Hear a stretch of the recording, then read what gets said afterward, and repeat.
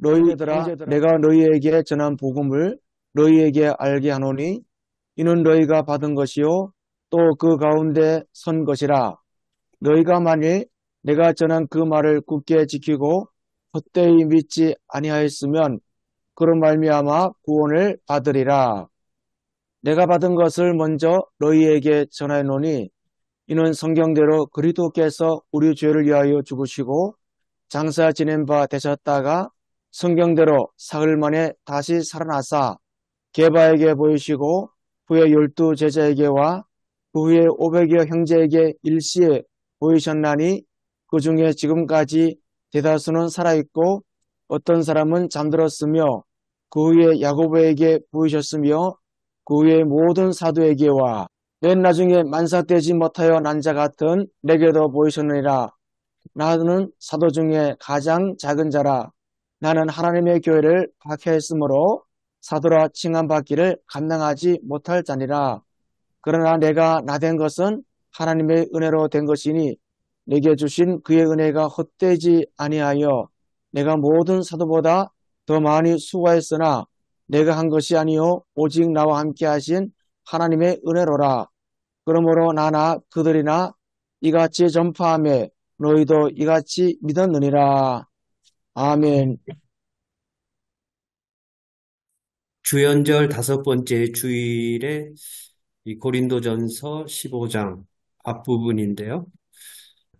복음에 변혁시키는 힘을 전달하는 것이 이제 설교 착상으로서의 본문 읽기 내용이고요. 생각은 또 좀 해봐야 되겠죠. 주연절 다섯 번째 주일에 부활에 관련된 이제 주제니까요.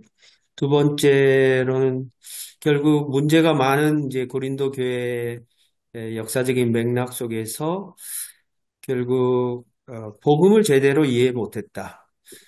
그리스도의 대속의 죽음과 몸의 부활에 관한 이 캐리그마를 제대로 이해하지 못해서 생기는 여러 가지 문제들 있었다는 것 얘기하고요.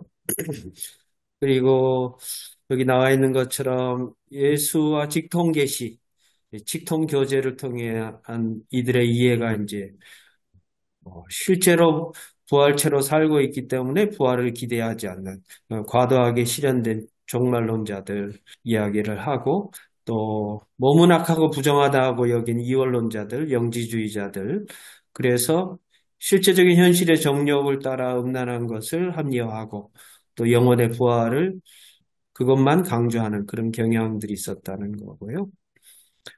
결국 어떤 대안이나 처방을 얘기하면서 이제 복음을 얘기하고 그 복음이 교회를 하나 되게 만들고 거룩하게 만들고 통일성을 지닌 그리스도의 몸된 교회가 머리 대신 예수 그리스도를 섬기게 되는 그런 것들을 지향하게 된다라고 볼 수 있고요. 그리고 이 명예와 수치와 관련해서는 조금 생각해 볼 부분이죠. 결국 복음을 통해서 교회가 이제 정화되고 또 공동체 경계선을 강화할 뿐만 아니라 넘어서 선교적인 교회로까지 발돋움할 수 있는 그 중심에 결국 정결과 명예라는 이 이슈가 있는데요. 이게 또 하나의 이제 본문 해석의 하나의 주제일 수도 있겠고요.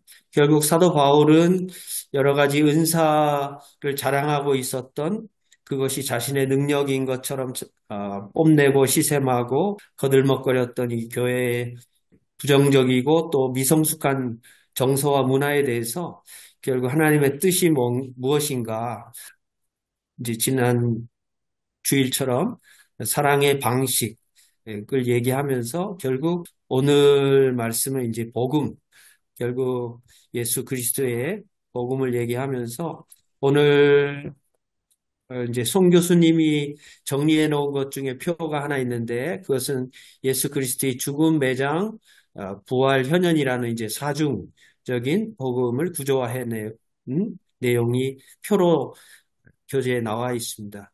그러니까 1절, 2절은 바울이 복음을 받아서 교회에 전한 것, 서론격이고요.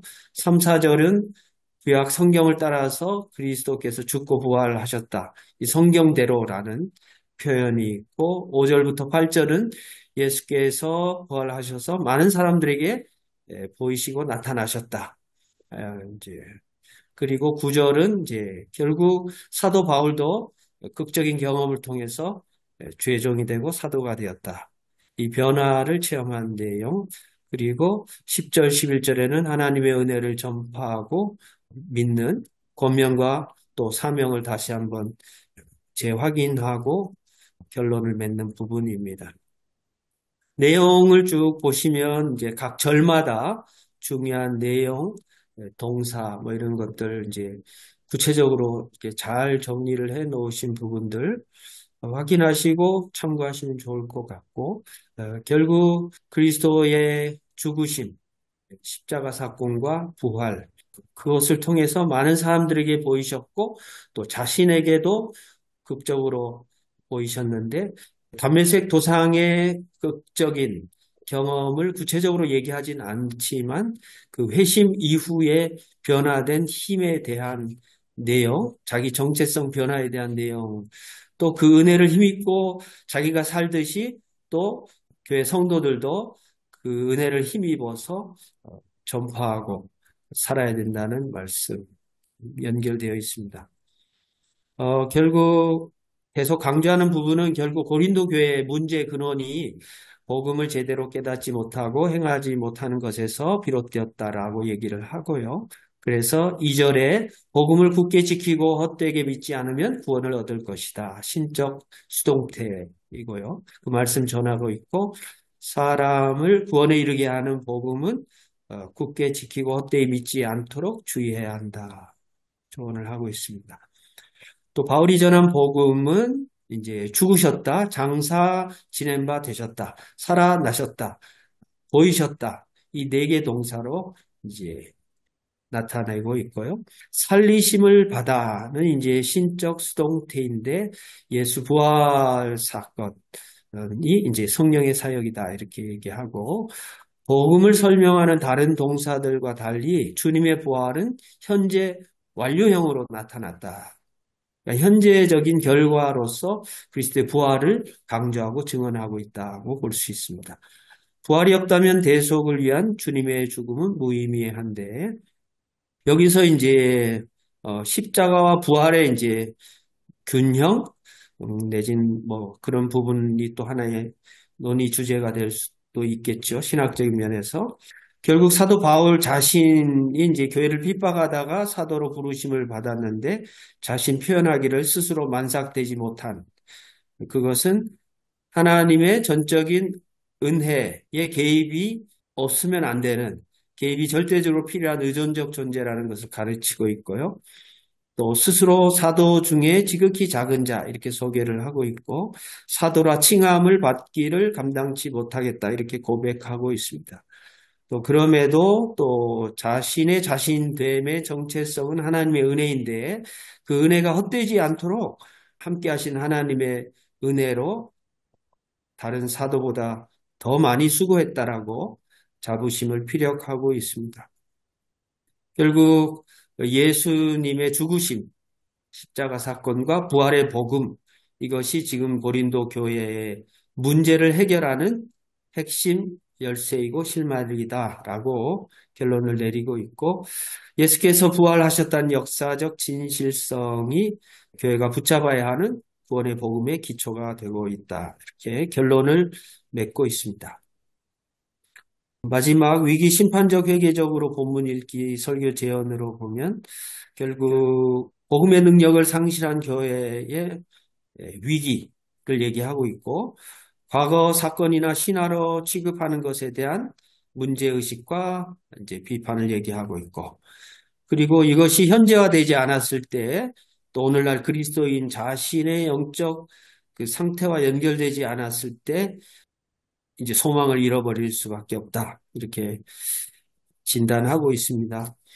결국 주님의 부활이 나의 부활이 되는 또 이론이 아니라 현재 삶을 지탱하는 능력으로서의 그리스도인의 신앙 고백으로서의 부활과 또 미래 소망 이것이 결국 사탄을 무력하게 하는 영적인 무기가 되었다. 결국 이제 주님의 십자가와 부활을 강조하고 있습니다. 토의 질문으로는 첫 번째, 그 바울의 정체성 변화 경험.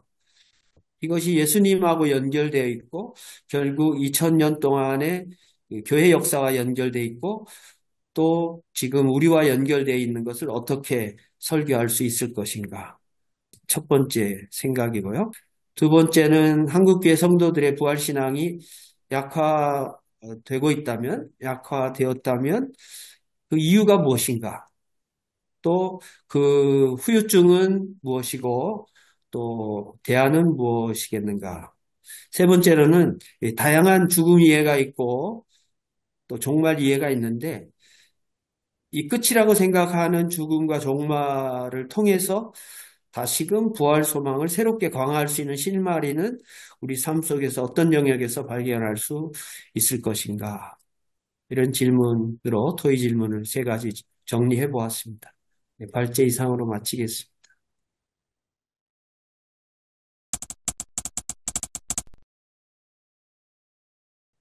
오늘 그 내용을 보면 예수님의 죽음과 부활이 기독교 복음의 핵심이고 기초란 그 내용과 함께 또 앞에서 수석하신 송영목 교수님의 입장에 따르면 고린도 교회의 여러 가지 문제들, 분쟁들, 갈등들, 이런 도덕적인 올바르지 못함 이런 것들을 해결할 수 있는 하나의 중심 주제가 된다. 그런 이야기도 있으십니다. 그리고 두 가지 주제, 예수 그리스도의 죽음과 부활이 복음의 기초이자 중심이다.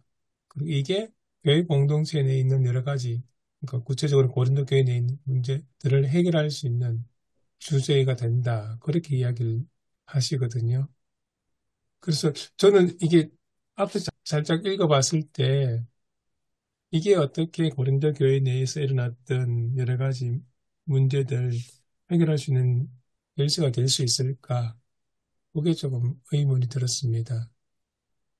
송영 교수님께서 해놓으시는 195쪽 중간에 보시면 고린도교의 온갖 문제, 분쟁, 간통, 우상숭배의 받침, 음식을 먹음, 동료 성도를 세상 법정에 고소함, 은사 남용에 관한 무질서한 예배, 이런 문제를 이렇게 바로잡을 수 있는 중요한 주제가 이 오늘 예수 그리스도의 죽음, 부활, 이 신앙이다. 그렇게 이야기하시거든요. 혹시 목사님들께서는 이 부분을 어떻게 이해를 하셨습니까?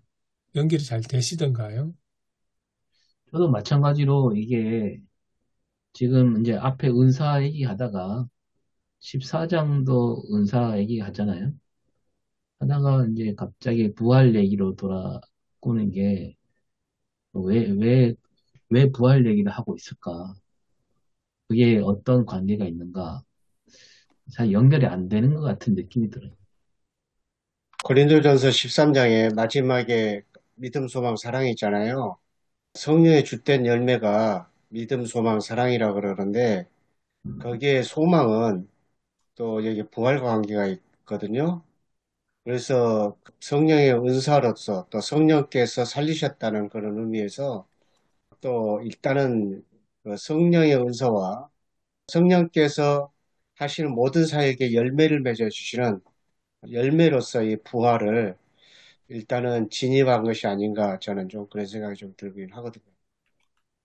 그리고 이제 방금 최 목사님께서 말씀하셨던 거, 그 고린도 교회 제반적인 문제, 이런 것들을 다 정리하고 새롭게 이렇게 교육시켜 줄 수 있는 게 이제 복음이라고 생각한 것 같아요. 복음이라고 생각해서 거기 15장 1절에도 복음을 너희에게 알게 하노니 그랬거든요. 그래서 그 복음을 다시 한번 복음이 뭔지를 정확하게 좀 가르쳤으면 좋겠다. 뭐 그런 또 의도에서 나오신 것 같고. 또 하나는 그 15장 12절에 그 보면 고린도 교회는 죽은 자 가운데서 부활이 없다. 부활을 믿지 않는 사람들이 또 그러니까 여러 가지 문제가 있었던 것처럼 부활 신앙에도 문제가 있었다는 거죠. 그래서 이제 부활에 대해서 또 정확하게 또 가르쳐 준 그런 이제 말씀으로서의 고린도서 15장 말씀의 위치가 아닌가 좀 그런 생각이 저는 듭니다. 문 목사님 말씀에 이어서 고린도 교회는 현실적인 문제들을 많이 다루고 있잖아요.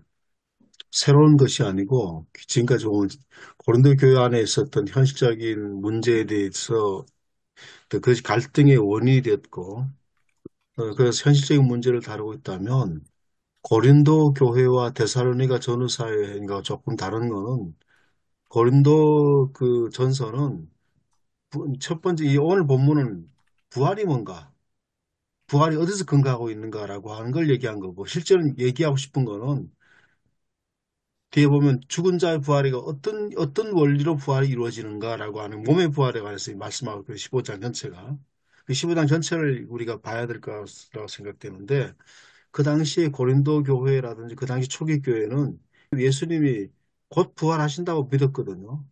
그리고 자기들이 생전에 부활한다고 생각을 했는데 자꾸 죽은 자들이 생겨난다는 거예요. 그러니까 죽은 자의 부활은 어떻게 되는 건가? 굉장히 불안한 거죠. 부활 신앙에 관해서. 이 문제에 관해서 좀 다루고 있다고 보거든요. 데살로니가 전후서의 문제는 부활이 벌써 왔다. 부활이 벌써 온 거다. 근데 그 문제를 주로 다루고 있고, 여기 죽은 자의 부활을 다루고 있기 때문에 그 굉장히 부활에 관해서 확실히 모르기 때문에 성도들이 불안한 상태라 있다는 거죠. 언제 우리도 죽을지 모르니까 부활이 자꾸 늦어지게 되니까 그 문제에 서 집중하고 있다고 봅니다. 15장에.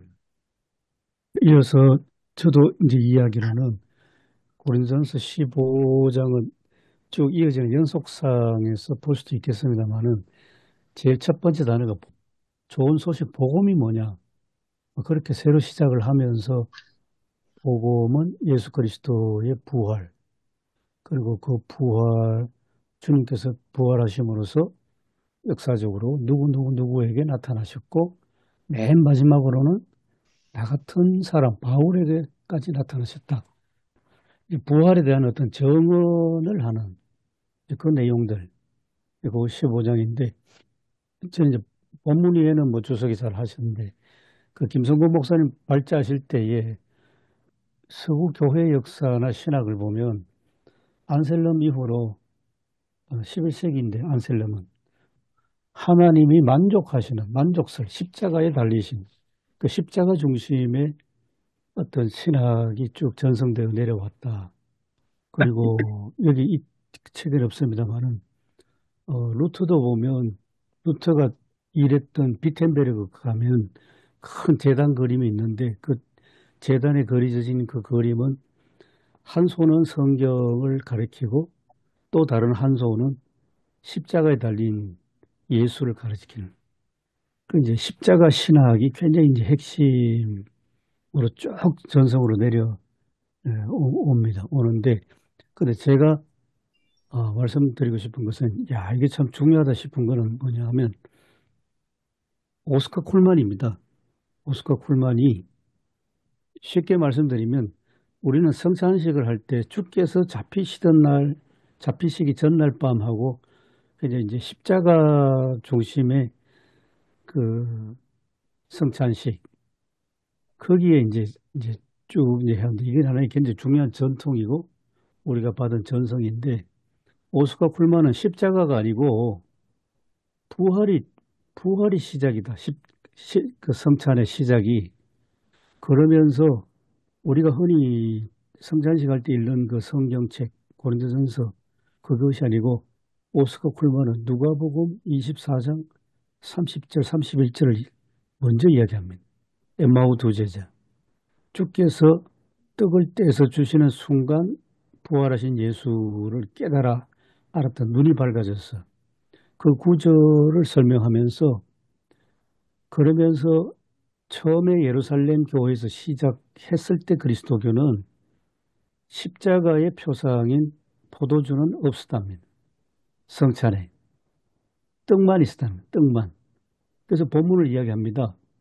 누가복음 2장 42절 46절 떡을 떼사 하는 것이 떡나무는 예찬식이 아니고 성찬식으로 설명을 합니다. 그래서 몸으로 부활하신 예수 그리스도 거기에 동참하는 성찬식. 이건 아직도 이제 하나의 어떤 예배 예식으로 갖춰지기 전이죠. 종합적으로 말씀드린 뭐냐면 그리스도교의 시작은 종교도 아니고 부활하신 예수가 나타나심으로 그것을 목격하고 증언하는 거기로부터 시작된 거고, 그래서 사도행전 1장 8절에 땅끝까지 내 증인이 되라 했을 때에 내 증인은 누구의 증인이겠냐 이거죠. 부활하신 예수 그리스도의 증인이 되리라. 이제 그 말씀. 그래갖고 기도도 마라나타 기도하고 연결되는데 기도 종말론인데요. 부활하신 예수가 부활하신 그대로 다시 오시리라 했기 때문에 마라나타 기도가 엄청 중요한데 그 기도는 부활하신 주께서 때가 이름에 다시 오신다. 그리고 김성구 목사님은 오늘 질문 두 번째에 그 한국교회는 왜 십자가 하는데 그거는 우리나라가 너무 20세기의 고난과 순환이 뭐 계속 반복되기 때문에 십자가를 붙잡아야 하는 신앙이 아닌가 싶은데 근데 이제는 이제 패러다임 생각하면 정체성, 이 부활하신 예수 그리스도. 저는 오스카 콜만한테 그렇게 오리엔테이션을 받아가지고 엄청 신학 공부에 도움 받았습니다. 그러고 나서 몰트만 책을 보니까 몰트만이 1950년대에 이 절망의 시대에 희망이 어디서 오느냐 희망의 신학을 이야기할 때 그때 가만히 책을 읽어보면 부활의 관점에서 고난과 십자가를 보더라고요. 몰트만도. 그래서 이게 굉장히 신학적인 패러다임의 전환을 가져다 주는 굉장히 중요한 게 저는 고린도전서 15장이라고 그렇게 이해하고 있습니다. 나중에 또 보면 칼발트도 고린도전서 15장만 따로 강해를 하고 있거든요. 그래서 저는 오늘날 우리 시대에 정말 뭐 엄청난 지금 12월 이후로 변혁 또 뭐 지금 한 치 앞을 내다볼 수 없는 이런 상황을 지나면서 우리의 희망이 어디서 오는가? 부활이고 부활신앙이 아닌가? 저는 이제 개인적으로 그렇게 나름 정리를 하고 있습니다. 제가 여기에 대해서 글을 써서 하나 이제 기고한 게 있는데 우리 프로페서에 오늘 마치고 제가 카톡에다 좀 올려놓겠습니다. 저는 왜 고린도전서에서 부활을 얘기하고 있는가라고 하는 걸 한번 전체를 본다면 고린도 교회가 갈등과 분열 속에 있었지 않습니까? 그러니까 갈등과 분열이 다름이 아니다. 예수 그리스도가 결국은 그 머리가 되시고 결국은 몸으로서의 어떤 통일성의 그 얘기를 하면서 하나됨을 얘기했다면 통일성을 정말 진짜 하게 하는 게 뭔가라고 하는 거를 13장에서 말씀하고 있지 않습니까? 우리가 이번 주에 설교한 사랑이다. 사랑의 공동체를 얘기한다면 그럼 15장에 왜 부활을 얘기했었을까? 결국 우리가 교회는 부활 공동체라는 거죠. 예, 결국은 맞습니다. 우리가 함께 부활하는 공동체이기 때문에 우리가 다름이 아니다. 너나 예, 나나 결국은 우리가 한 곳으로 가는 것이다. 그런 거죠. 같이 예수 그리스도의 부활을 맞이해야 되는 어떤 공동체이기 때문에 결국 우리가 살아있을 때나 죽을 때나 결국은 한 공동체라고 하는 것을 강조하기 위해서 이 고린도전서 15장에서 마지막으로 부활을 얘기하고 있지 않았겠나 그렇게 봅니다. 예, 그렇습니다. 부활 공동체가 아주 중요한 것입니다. 예. 사도행전에 스테반이 순교해도 죽었다 하지 않고 잠들었다 하고 오늘 고린도서에도 보면 6절에 보면 지금까지 대부분 부활을 목격한 사람들이 살아있는데 더러는 잠들기도 했다. 이 말은 이제 죽었다는 거 아니겠습니까? 확실히 교회는 부활 공동체로 현존 존재해야 됩니다.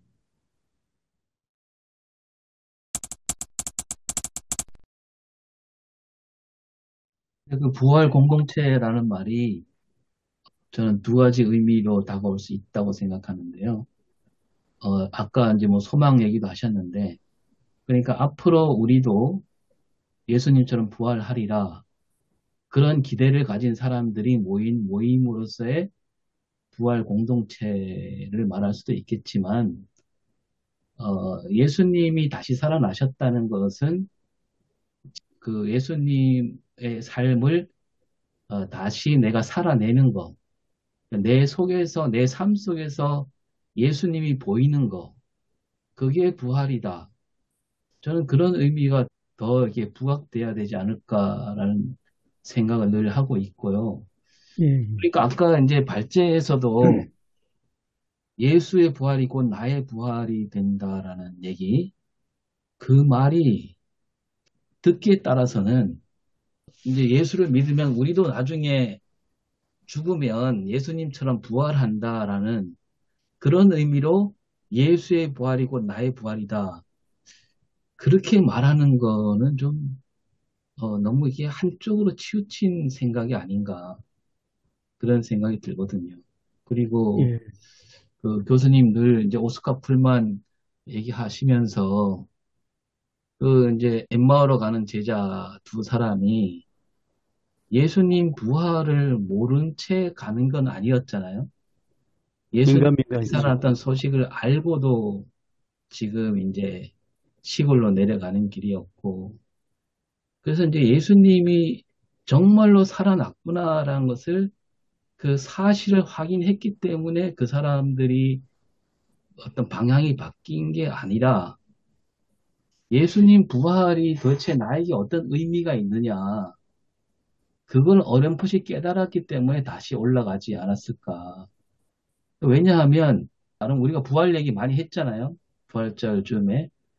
요한복음에 따르면 예수님이 제자들이 모인 자리에서 나타나셨잖아요.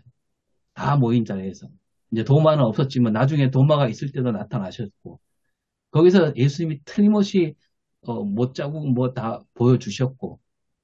그러면 제자들이 거기서 야, 정말 예수님이 살아나셨구나라는 것을 틀림없이 눈으로 똑똑히 알았을 거 아닙니까? 근데 그 부활이란 역사 사실을 알았지만 그들 삶이 바로 바뀌진 않았어요. 왜냐하면 그 위에 바로 다 시골로 갔잖아요. 고기 잡으러. 그러니까 예수님의 부활의 역사적 사실을 아는 게 중요한 게 아니라는 게 우리 복음서에 나타나고 있다는 거죠. 그러니까 그런 의미로 우리가 좀 이게 좀 더 이렇게 들어가 봐야 되지 않을까 그런 생각이 들거든요. 그래서 사도행전이 참 중요한 것 같습니다. 그 말씀하신 거 100% 동의하면서 내 안에 부활하신 예수 3장에 보면 사도행전 그 성전에 올라가던 두 사도가 예, 미문에 앞에 앉아 있는 장애인한테 당신이 바라는 은과 금은 내가 없지만은 내가 줄 예수 그리스도 이름으로 일어나 걸으라. 그게 이제 부활 예수에 대한 정언이라는. 그런데 그렇게 이해가 되는. 그래서 역시 여기에서도 성령의 역사가 굉장히 중요한 것 같습니다. 예, 그 히스토리컬하게 역사적으로 내가 봤다 이게 아니고 이제 부활에 대한 이제 확신이 들어오고 또 믿음의 의미가 다 이제 들어왔을 때 따라간다는 이제 그게 사도행전 3장 사도들을 통해서 볼 수 있지 않을까. 스테반도 마찬가지 이야기하고. 개인적인 부활도 굉장히 중요하지만, 그러나 이제 그 형제들아라고 하는 것이 계속 반복되거든요.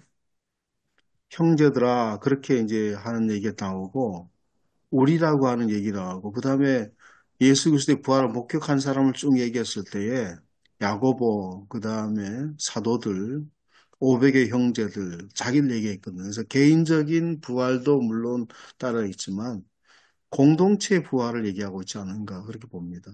예, 그래서 공동체 부활이 중요하다라고 그렇게 생각합니다. 그래서 공동체를 치유하고 하나 되게 하는 것이 가장 중요한 것이 부활 신앙이다.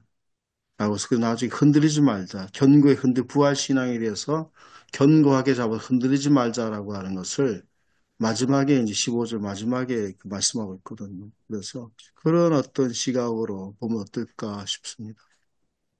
우리가 이제 고린도 교회에서 그렇게 갈등이 있으면 서로가 우리도 교회 생활 하다 보면 서로에 대한 원한이 있잖아요.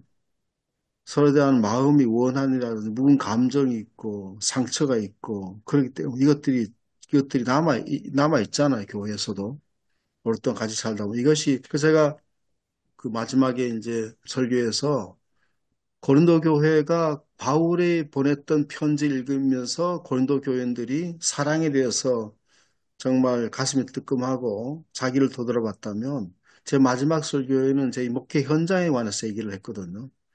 우리가 지난주에 우리의 사랑 결국은 우리가 갈등이라든지 예, 이거를 갈등이 굉장히 많이 놓였습니다. 지금도 갈등이 존재하고 있고 마음속에 그때 받은 상처 때문에 아파하고 굉장히 그것 때문에 힘들어하는 상황이거든요.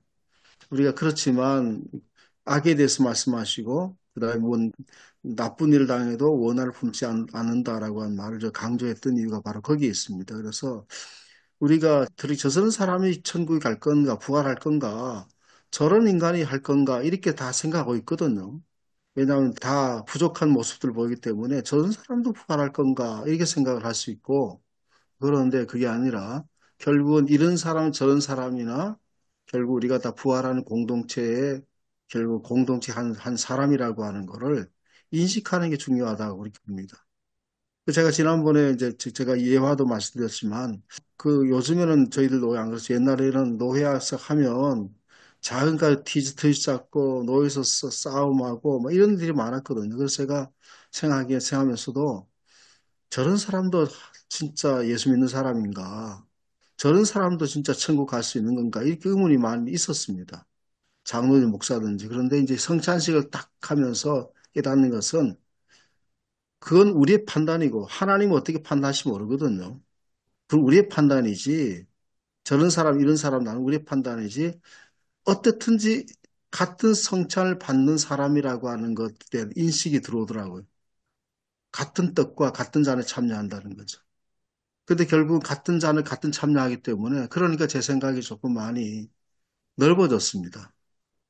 이런 사람 저런 사람을 보는 어떤 그 시각도 넓어지게 되고 더 이렇게 좀 간대해지고 포용할 수 있는 게 생겼거든요. 그래서 이제 고린도 교회 문제를 안고 있어도 생각이란 저런 자가 예수 부활할 건가 저런 자가 천국 가나 이런 것도 있었다는 거죠. 그 당시에도. 그렇지만 부활의 공동체라고 해서 하나 묶는다고 하는 것을 강조하기 위해서 한번 그런 시각으로 보면 어떻겠나 싶습니다. 저는 목사님 말씀하신 그 공동체 부활이란 말을 전 이렇게 풀고 싶은데요. 그러니까 이제 고린도 교회에 대해 주는 말씀인데 이제 여러 가지 은사가 있고 근데 그 여러 가지 은사가 서로 그게 뭐 더 크고 더 좋고 더 낫고 그런 게 그렇게 비교하지 말고 그런 은사들이 모여서 이제 하나가 돼야 되고 결국 이제 사랑으로 하나가 되는 것이고 그렇게 하나가 됐을 때 그렇게 하나가 됐을 때 교회가 교회가 곧 예수 그리스도를 나타내는 공동체가 된다. 그러니까 이제 사람들이 교회를 볼 때, 아, 과연 정말 예수님이 저 교회 안에 다시 살아나셨구나. 그런 의미의 공동체 부활로 생각해야 되지 않을까. 그래서 사람들이 교회, 우리가 이제 한 사람 한 사람으로는 다 모자라잖아요. 연약한 것도 많고. 나 하나로는 예수 그리스도 부활을 나타내기가 어렵다는 거죠. 그러나 예수님은 교회를 이루셨고, 교회를 만드셨고, 성령이 오실 때도 공동체 위에 오셨고, 따라서 교회라는 공동체가 이 현실 속에서 예수님이 죽으셨지만, 뭐 역사적으로 살아나셨지만, 거기서 끝나는 게 아니고, 그 부활이 저 교회를 통해서 믿지 않는 사람들이 볼 때, 정말로 예수 그리스도가 다시 저들 안에서 살아나셨구나. 그런 의미의 공동체 부활로 생각하면 어떨까 생각이 들거든요. 천 목사님 말씀하시니까 그 옛날에 한 봤던 게 기억납니다. 저기 남쪽 프랑스에 가면 박해받았던 그러니까 프랑스 칼빈이즘 그 사람들이 막 피신하고 도망가고 뭐 그렇게 하면서 예배를 드리니까 뭐 정해진 예배당도 짓지도 못하고 늘 돌아다니면서 소위 말해서 이제 광야교회를 지냈는데 거기 이제 프랑스 남쪽 지역에 박물관이 하나 있거든요. 박물관이 가니까 그 당시에 뭐 여러 가지 유물들이 있는데 그 중에 눈에 띄는 게 이제 설교단인데 설교단이 여러 개 있는데 그 설교단이 조립식입니다. 그걸 왜 조립식이냐 그 설명해 주던데 맨날 도망다니면서 예배드려야 되니까 음. 설교단을 폈다 접었다 해야 되니까 조립식이 될 수밖에 없고, 그 다음에 성찬이 참 특이했습니다. 이제 주석으로 큰 이제 포도주를 담는 성찬잔인데 거기도 조립식입니다. 성찬잔이 이제 커서 이제 조립식 만드는지 밑에 이제 돌려서 빼고 하는데, 그런데 더 재밌는 것은 이걸 누군가 옮겨야 되지 않습니까? 설교단도 옮겨야 되고 성찬기도 옮겨야 되고 항상 도망칠 준비를 하면서 이제 옮겨 다녀야 되니까 그거 맡은 사람들은 장로들합니다. 장로. 교회 장로가 이런 거 한다. 그리고 또 장로가 또 하나 더 맡은 일은 뭐냐면 항상 그 잡으러 오는지 망 보는 거.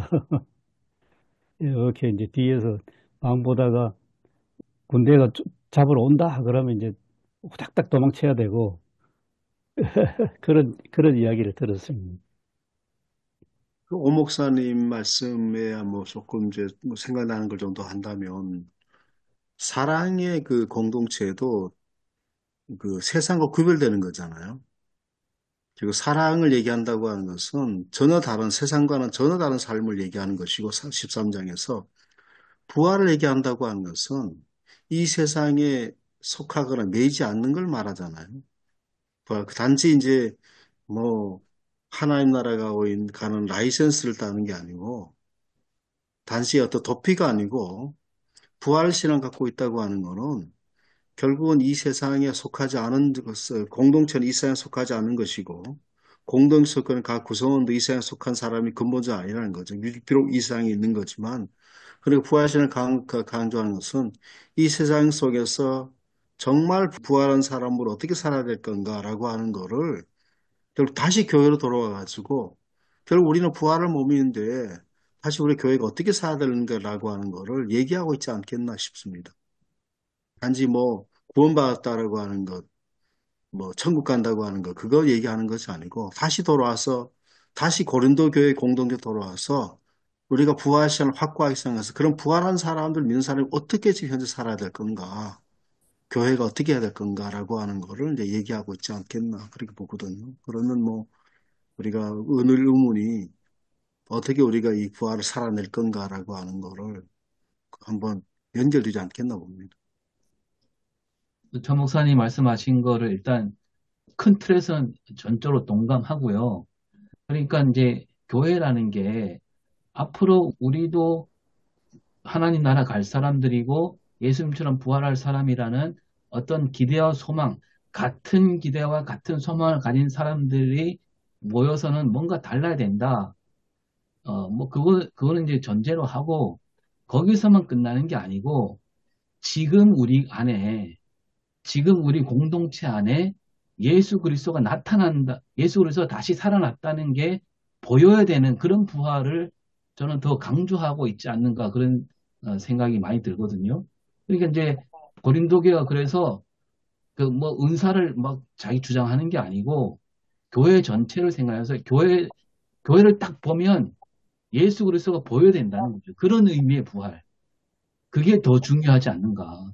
그 나중에 어떻게 된다, 이거는 뭐, 그거는 하나님께 맡긴 거죠. 이미 맡긴 거고, 그걸 지금 우리가 뭐, 왈가왈부할 필요가 없고, 오늘 내가 예수 그리스도가 다시 살아난 그 역사를 우리가 과연 나타내느냐, 못 나타내느냐.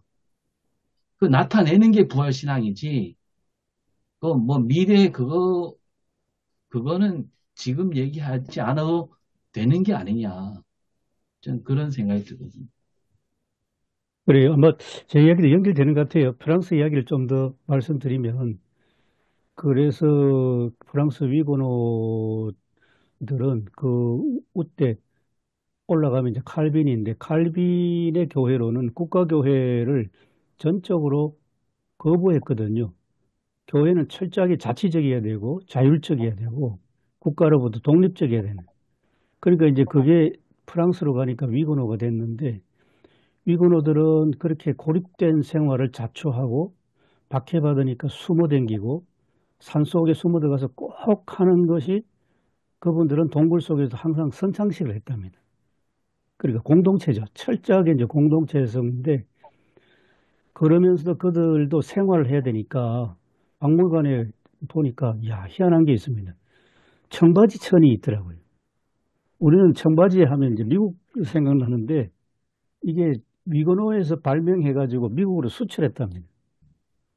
이제 그런 참 재미있는 어떻게 보면 경제와 연결되는 공동체성인데 그럼 이제 제가 강의를 들었는데요. 그 프랑스 학자한테 우리가 일반적으로 일반화시켜서 프랑스 혁명하면 자유평등, 박애 그렇게 일반화돼서 소개되는데 프랑스의 입장에서 보면 자유는 위건호의 자유는 1%도 안 되는 가톨릭에 비해서 1%도 안 되는 위건호의 자유.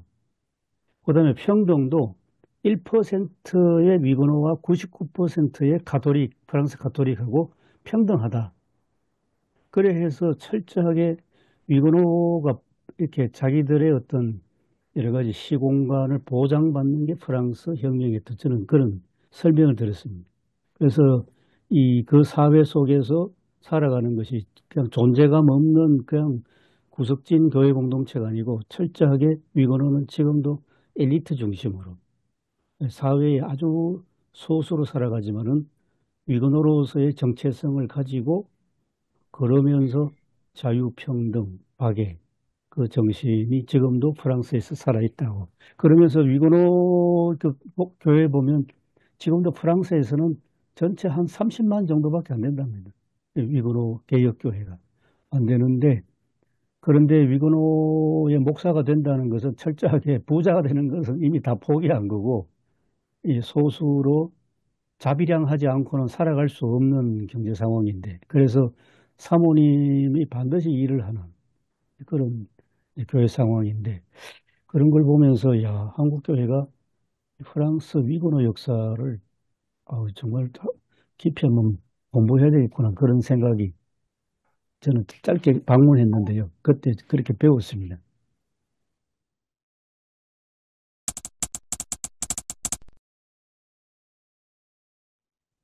처음에 그 교수님께서 그 오스카 쿨만 이야기하지 않으셨습니까? 예, 이제 오늘 본문을 이해하는데 좀 많이 좀 도움을 주지 않느냐 그런 생각도 들거든요. 복음으로서의 그 부활을 지금 1절부터 11절까지 말씀은 좀 이야기하고 있는데 그 부활을 이야기할 때에 죽으시고 매장당하시고 다시 살아나시고 우리가 이제 거기까지만 생각하는 경우가 많이 있는데 보이셨다. 그것이 굉장히 중요하게 강조하고 싶어서 그런 것이 아닌가. 그래서 예, 부활을 이야기했을 때에 예수님의 그 부활하신 분의 현현, 그것까지를 이야기해야 되는, 그래서 그 부활하신 예수님이 우리 가운데 계신다. 부활하신 그리스도의 현존, 성만찬을 통해서 끊임없이 경험되게 했던 게 이제 초대교였다고 해석했던 것처럼, 그런 의미에서 또 1절부터 11절까지의 말씀은 이야기한 것이 아닌가. 그래서 보이셨다는 그 자체가 한 예로서 내가 이렇게 변화됐다. 보이셨다는 그분 때문에 내가 이렇게 변화됐다. 그것을 강조하고자 하는 것이 오늘 1절부터 11절 말씀이 아닐까. 좀 저는 그런 생각이 좀 듭니다. 예, 맞습니다. 오스카 홀만 한 번 더 반복해 말씀드리면 그래서 나타나셨고 보이셨다는 그 본문들이 누가복음 24장부터 있지 않습니까? 네, 처음에는 여성들에게 그다음에 엠마오 두 제자에게 그런데 이제 예수는 사도행전에 가면 예수는 이제 성천하셨는데 더 이상 보이지 않는데 그런데 그 예수가 어디에서 어디를 통해 나타나시냐? 떡을 뗄 때 누가복음 24장 30절하고 연결해서 떡을 뗄 때 그때 그리스도의 몸을 하나의 사인 혹은 심볼 상징으로 나타낸 성찬을 통해서 우리는 부활하신 예수 그리스도를 보고 그 다음에 먹고 마시면서 체험하고 그러면서 부활 공동체를 이루는 것이 그게 부활신앙 공동체다. 여기 이제 오스카 쿨만 핵심 설명이었습니다. 예, 무 목사님과 오 목사님의 어떤 그냥 제 자신의 생각이에요. 뭐 연결될지 안 될지 그러면 모르겠는데 그 무 목사님 그 지금 우리 본문을 본다면 예수 그리스도의 부활이 나를 어떻게 변화시켰는가라고 하는 거를 이제 바울이 얘기하고 있거든요. 그러면 자기를 진짜 만삭되지 못한 자와 같은 거고, 자기가 사도라고 불릴 수 없는 거는 자기가 결국 교회를 박해했다는 거죠. 그러니까 예수 그리스도 부활이 전혀 사도가 될 수도 없고 만삭되지 못한 자와 같은 자기를 어떻게 변화시켰는가라고 하는 거를 얘기하고 있다면 온 우리의 모습이 사도가 될 가능성이 없는 사람이고 오늘 우리의 모습이 우리 교회의 모습도 마찬가지거든요. 그래서 우리가 실망하잖아요. 늘 교회도 얘기하고 교회가 왜 이런가 뭐 교회 이러면 안 된다 얘기하지만 우리 자신도 교회가 교회다지 못한 모습 사도가 사도되지 못한 모습 갖고 있는 것처럼 우리도 교회가 교회다지 못한 모습 갖고 있다는 거죠. 우리 안에. 만삭되어 나지 못하는 것처럼 우리도 성숙되지 못한 모습 갖고 있지만 그러나 그런 상태에 불구하고 예수 그리스도 부활이 바울을 사도가 되게 하신 것고 위대한 사도가 되게 한 것은 갑자기 이루어진 사실이 아니라 점진적으로 이루어졌다는 거죠. 그런 예수의 부활을 만나면서 그리스도 부활을 지속적으로 늘 언제나 그가 얘기했던 것은 부활하신 예수 그리스도를 늘 만난 사건을 얘기하잖아요. 사도행전 마지막에도 말미에도 그렇고 그의 전체적인 서신서에도 예수 그리스도를 만난 사건 자체가 그 핵심이거든요. 그러니까 오늘도 우리도 우리 자신에도 마찬가지고 교회가 교회답지 못하고 성도가 성도답지 못하고 그럴지라도 만삭되지 못하는 상태라도 하더라도 지속적으로 아까처럼 그 떡을 뗀다고 하는 자체는 바로 그거야. 예수의 죽음과 부활을 늘 언제나 새기는 거 아니겠습니까? 성만차는. 그러나 우리도 계속해서 이건 일회적이라든지 단회적으로 끝나는 것이 아니고 지속적으로 우리가 끝날 때까지 계속해서 부활을 되새겨야 된다는 거죠. 되새기면서 그 사도 바울처럼 우리가 되새기면서 어떻게 내가 세상을 살아갈까 하는 것은 지속적으로 이루어지는 상황이다. 완벽한 상황에서 뭐 우리가 교회가 이런 모습이다, 성도 이래야 된다라고 하는 게 아니라 결국 우리도 오늘날 우리 모습을 보여주고 있지 않겠나 봅니다. 그래서 너무 교회에 대해서 너무 실망할 것도 없고 자신에 대해서 너무 낙심할 것도 없고 계속해서 부활을 되새기면서 결국 부활신앙으로 우리가 나아가는 것이 아니겠나 그렇게 봅니다. 예, 천 목사님 말씀 들어보니까 그 옛날에 천 목사님 해주신 말씀이 기억나네요. 어제나 오늘이나 계속 교회가 왜 이런가, 뭐 교회가 좀 도대체 어디로 가야 어디로 뭐 가려고 하느냐 우려를 많이 하는데 그 천 목사님 말씀 중에 옛날에 농촌운동 하셨던 그 김영원 장로님 맞습니까? 예, 맞습니다. 예, 그분은 결국 교회를 떠나셨는데 그 천 목사님은 크게 토론해서 교회를 떠나면 안 된다. 근데 저는 그 말씀 들을 때에 제가 공부했던 스위스가 기억나거든요.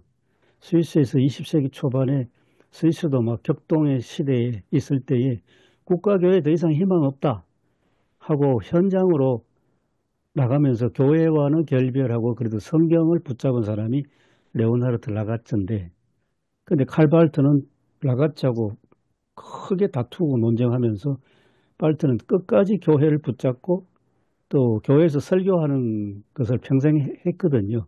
그래서 이제 두 주기로 나눠지는 것을 보면서 저는 어느 쪽이 과연 타당한가 항상 저한테도 고민이 됐는데 그거 연결되는 것 같습니다. 칼발트가 끝까지 교회를 놓치지 않고 설교를 평생 했다는 그 사실. 그래서 교회를 80, 끝까지 붙잡은 거죠. 80년, 90년대도 저희들 신학하면서 진통하는 것이게도 그때 벌써 강국교회는 끝이 났다. 가망성 없다라고 수없이 얘기했거든요. 좀 이렇게 그런 얘기했습니다. 교회가 움직이는 계획성이 없으니까 교회는 가망성이 없다. 희망이 없다. 교회 밖에서 해야 된다. 교회 밖에서 구원을 찾아야 된다. 뭐 이런 얘기, 뭐 그런 신학 논쟁들이 많았거든요. 그때도. 그 지금 상황도 달라지지 않았다는 거죠. 지금 상황도 뭐 지금 우리가 거의 40년, 30년 돼도 뭐 어떤 사람들은 교회에 대해서는 희망이 없다. 그렇게 생각할 수 있거든. 옛날이나 지금이나 뭐 고린도전도 상황이나 지금이나 다를 바가 없다고 봅니다. 그렇지만 우리는 끝까지 부활신앙을 붙들고 부활신앙으로 날마다 새롭게 되어질 필요가 있지 않겠나 봅니다. 뭐 좀 덧붙이자면 저는 교회에 희망이 없다라고 생각하기보다는 이미 한국 교회는 죽은 거죠. 희망이 없을 뿐 아니라 저는 이미 죽었다고 생각해요. 왜냐하면 저는 이제 늘 우리 교인들한테 얘기하기를 교회가 뭐냐, 그리스도인이 뭐냐, 그 세상을 품고 있는 그 임산부라고 생각하거든요. 세상을 품고 있는. 그래서 교회가 잘못하면 태아가 잘못되잖아요. 그 임산부가 아무거나 먹고 그냥 방탕하고 막 이러면. 근데 교회가 그 조심하지 않았다는 거죠. 그래서 지금까지 한국 역사를, 현대사를 보면 교회가 밀었던 지도자는 다 엉터리였습니다. 다 나쁜 놈들이고, 다 사람 죽이고, 오늘까지. 사실은 그런 의미에서 보면 교회가 한국 사회를 망쳤다고 봐야 되는 거죠. 저는 그렇게까지 생각하고, 그래도 뭐 신락 같은 소망을 갖고 있긴 하지만, 뭐 이제 그건 그렇고요. 아까 이제 교수님이 말씀하신 떡을 떼심으로 이제 부활신앙이 시작됐다고 했을 때, 그 떡을 떼면서 뗀 다음에 그 두 제자들이 모인 곳으로 갔거든요. 그러니까 거기서 떡을 떼면서 예수님 부활 의미를 깨달아 가는 겁니다. 이게 나 혼자서 할 게 아니라 함께 모여서 예수 그리스도 부활을 나타내자.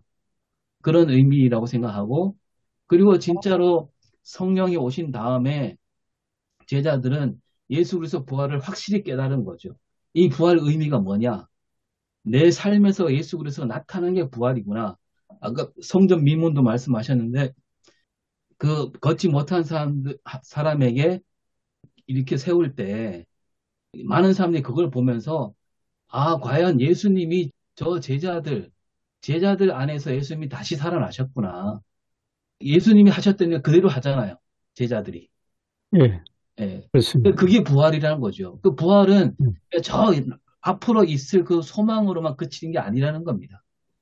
오늘도 마찬가지로 우리가 부활 공동체라고 했을 때 앞으로 예수님이 다시 오시는 날 우리가 죽은 자들이 살아나는 부활 소망, 살아있는 사람들은 영원히 살게 되는 그런 소망, 그런 소망으로서의 부활 공동체 거기에만 우리가 집중하지 말고 지금 우리 교회 공동체가 예수 그리스도가 하신 일, 그걸 떠올리게 만드는 일을 해야 된다는 거죠. 그런 의미의 부활을 우리가 얘기해야 되는 거지. 앞으로 일어날 일은 지금 우리가 그거 뭐 얘기할 때가 아니라는 겁니다. 앞으로 일어날 일은 우리가 하나님께 다 맡긴 거잖아요. 하나님 하실 일이고 지금 내가 부활하신 예수를 나타내느냐 안 나타내느냐 나타내야 된다고 생각하고 그렇게 힘쓰는 게 부활신앙이지 저 앞으로 올 일을 기대하는 거 그거는 좀 나중 문제가 아닌가 이거죠. 오 목사님, 뭐, 교회는 죽었다, 뭐, 이렇게, 뭐, 그런 걸 각자 우리 생각이 다르겠는데, 우리가 이제 뭐, 거기에 대해서 제가 더 이상 얘기할 것보다도, 이제 히브리서 11장에 보면, 하나님이 약속이 있었는데, 실제로는 히브리서의 어떤 저자의 입장으로 본다면, 아브라함이 우리가 눈에 보이는 도성을 바랐느냐라고 얘기하지 않고 있거든요. 눈에 보이지 않는 하나님 주시는 도성을 바랐다고 하는 것을 얘기하고 있고, 그 약속은 물론 그 나중에 약속은 아브라함 때 이루어지지 않았지 않습니까? 그 땅을 주겠다고 하는 그 도성을 주겠다고 이루어지지 않았잖아요. 아브라함 그 당시 볼 때는 절망적인 상황이거든요. 하나님이 약속하셨지만 하나님 주실 도성에 관해서는 이후에 후손들에게 이루어진 어떤 가시적으로 이루어진 것이고 그 당시 사랑을 볼 때는 절망적인 상황이었거든요. 오늘 우리가 겉으로 보면 교회라고 하는 것이 절망의 상황이지만 결국 우리에게 보이지 않는 교회, 보이지 않는 하나님의 도성을 위해서 우리 일하고 있는 사람이 아닌가 싶습니다. 우리는. 그러니까 겉으로 보이는 어떤 것들, 뭐 정치 편향적이고 절망을 주는 그런 교회가 아니고 우리 목회자들은 거기로 가면 우리가 절망하는 거죠. 근데 아브라함의 희망을 늘 품고 말씀을 결국 하나님의 그 말씀이 이루어져 믿던 것은 보이는 도성이 아니라 보이지 않는 도성을 향해서 그 믿었다고 하는 것을 이제 히브리서 저자가 말하고 있거든요. 그리고 우리기 때문에 보이는 교회라기보다 보이는 교회도 중요하죠. 우리는 보이는 교회가 아니라 성도 안에 있는 보이지 않는 교회를 위해서 우리가 말씀을 준비하고 목회하고 기도하고 그것이 이루어지라고 믿고 우리가 목회하고 있지 않겠나 싶습니다.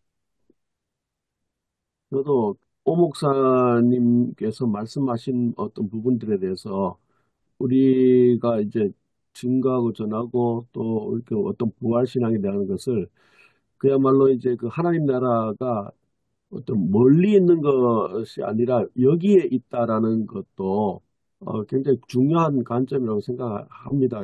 Here and now가 돼야 되는데 그러나 우리가 여기에서만을 너무 강조하면 우리가 이상주의자 같은 어떤 느낌만 줄 수 있는 부분이 있고 그래서 영원한 하나님의 나라에 대한 것을 우리가 기대하고 소망하고 그것을 끊임없이 얘기를 해야 될 것 같아요. 그래서 그 부분을 그러니까 놓치지 않고 같이 증가하고 전하는 것이 중요한 것 같고 또 약간 다른 관점에서 예수님께서 그 성만찬 마지막 그 만찬을 하실 때 그 얘기를 잠깐 이렇게 좀 생각해 보면은 유대인들이 일단 기본적으로 그 6월절에 잔을 4번을 이렇게 마시는 관습이 있지 않습니까? 그런데 그 관습의 이제 그 근거가 출애굽기 6장 6절로 7절 말씀인데 그러므로 이스라엘 자손에게 말하기를 나는 여호와라 내가 애굽 사람의 무거운 짐 밑에서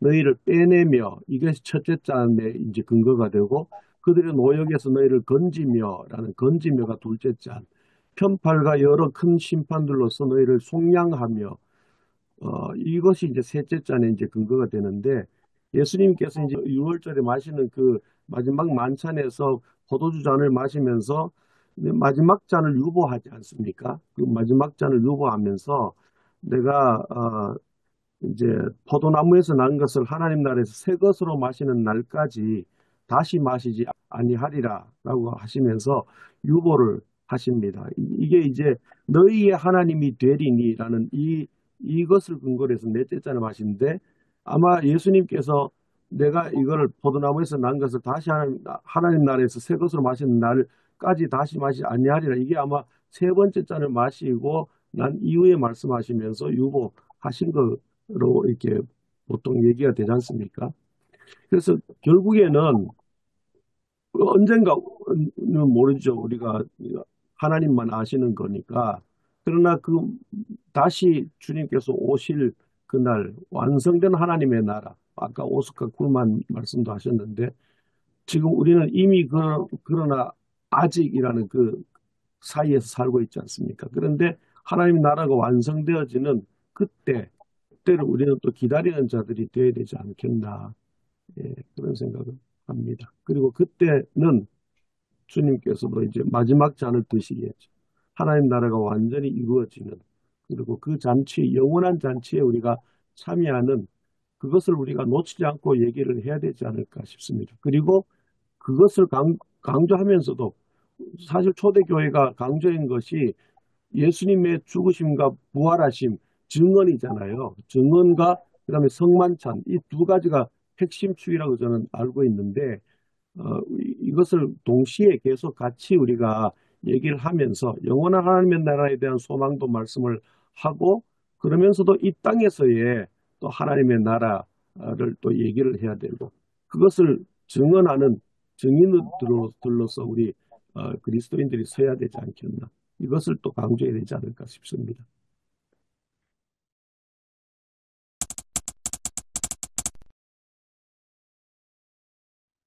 오늘 그 설교 주제가 이제 부활의 신앙이잖아요. 그죠? 그래서 저는 그걸 이제 부활의 복음을 이렇게 일단은 그 가제를 잡아놓고 복음의 핵심이 바로 예수 그리스도의 죽음과 부활에 있다는 그런 사실을 다시 한번 확인시키고 또 이 부활의 복음이 단순히 과거의 그 역사적 사건으로만 이해되는 것이 아니라 이것이 오늘 우리의 삶에 또 현재화시키면서 또 우리 아까 또 미래적인 그런 소망도 우리가 같이 두 가지를 동시에 또 생각해야 되지 않나 그런 생각 들고 그러면서 이 부활 복음의 효과는 결국은 변화다. 베드로에게 500여 형제에게 마지막 바울에게 그래서 바울을 복음의 사역자로 이렇게 쓰였고 물론 우리가 현장 속에서 사람을 보고 또 노예 모든 상황 속에서는 그런 사명감이 흔들릴 수 있지만서도 오히려 이런 부활의 복음을 더 견고히 함으로써 다시 한번 흔들리지 않는 그런 사역, 흔들리지 않는 복음의 역동성을 이렇게 살아내야 되지 않나 이것을 이런 관점으로 설교를 준비를 해볼까 합니다. 이제 부활에 대해서 우리가 저는 좀 자칫 잘못 어, 생각할 게 있는데 뭐냐면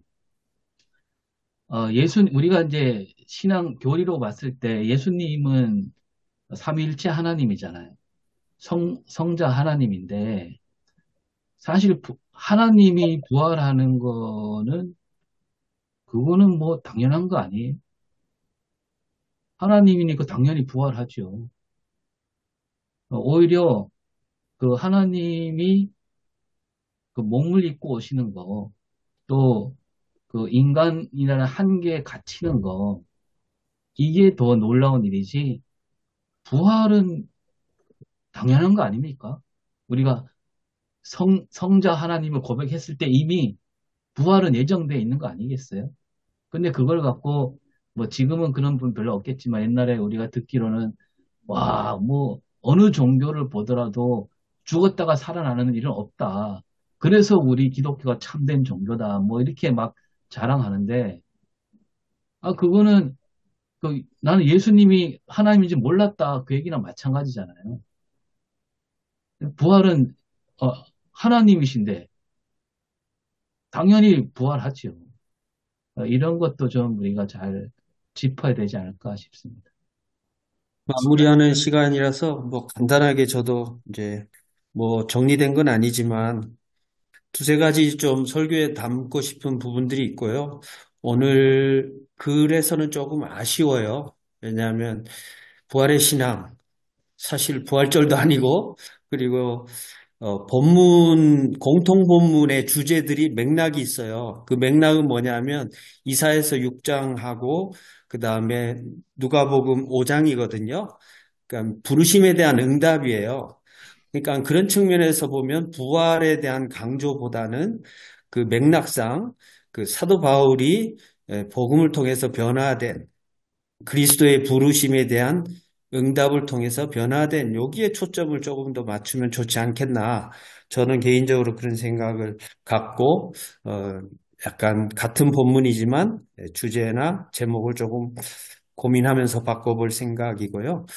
결국 이것이 그 고린도 교회 문제 많은 교회의 하나의 처방전이라고 생각을 한다면 그럼 구체적으로 어떤 진단과 처방이 되었는가 했을 때 아까 뭐 죽었다 살았다 이 어떤 논쟁에 저는 뭐 끼고 싶진 않지만 근본적으로 지금 부르심과 응답이라는 틀에서 보면 결국 체제화된 교회가 살았다 죽었다 그 당대에 무슨 영향을 끼쳤다 안 끼쳤다 보다는 그 부활 공동체로서의 하나님의 백성 공동체, 오히려 보이지 않는 교회, 인비지블 처치에 조금 더 초점을 맞춰야 되지 않겠는가라는 생각을 합니다. 부르심과 응답이라는 그 구조 틀 안에서 보이지 않는 교회의 역동, 또 부활이 현재화되고 미래에 대한 소망까지 제시해주는 이것은 하나님 나라 백성 공동체의 정체성과 또 미래에 대한 소망, 또 사명과 연결되는 부분이라는 생각이 들거든요. 그러니까 저는 어떻게 전개해야 될지는 아직은 모르지만 부활이라는 큰 어떤 거대 담론보다는 그걸 교회 또 더 작게는 한 개인으로서 교회에 조금 더 실존적인 그 죽음 이해 그리고 내가 응답해야 되는 영역 뭐 거기에 조금 더 초점을 맞춰야 되지 않겠는가라는 생각을 하고 있습니다. 이상입니다. 네.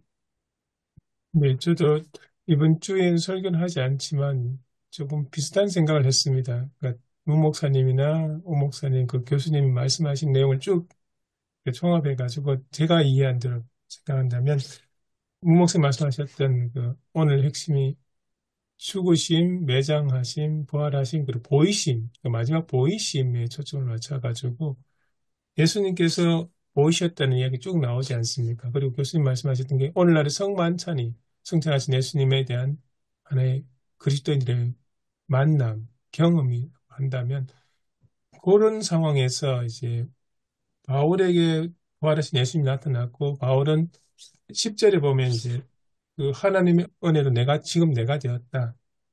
내게 베푸신 하나님의 은혜가 헛되지 않았다. 그렇게 많이 내가 예수님을 만나고 나에게 보신 그 부활하신 예수님을 내가 봤기 때문에 이렇게 수많은 수고와 노력을 헌신했다.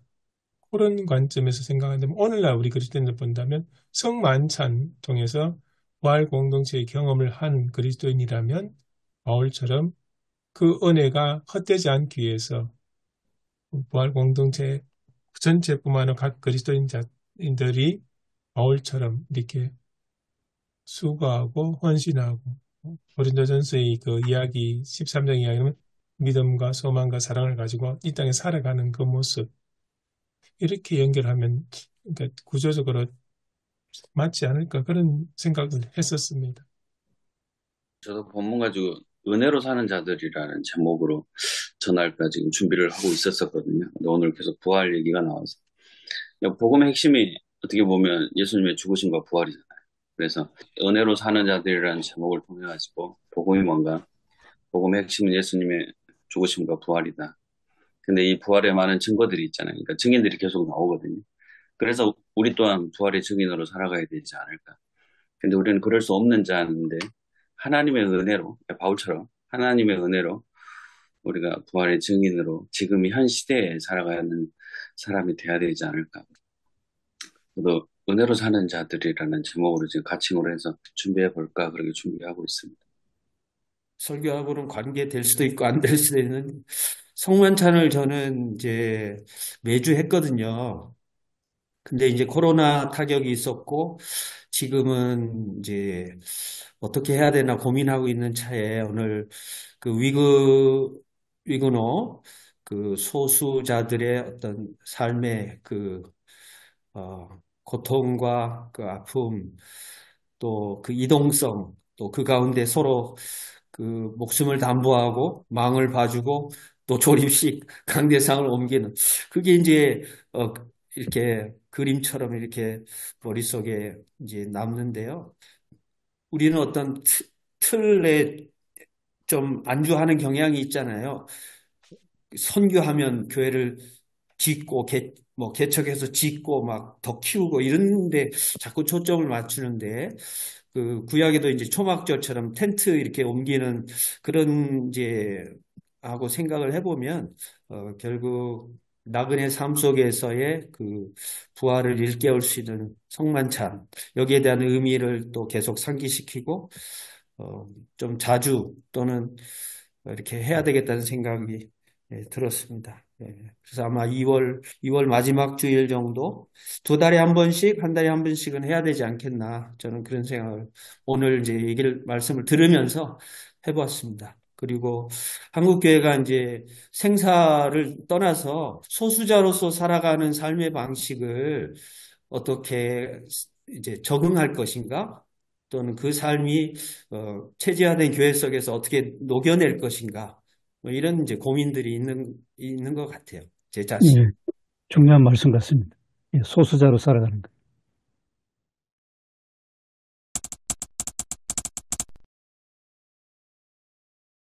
하나님 아버지 감사합니다.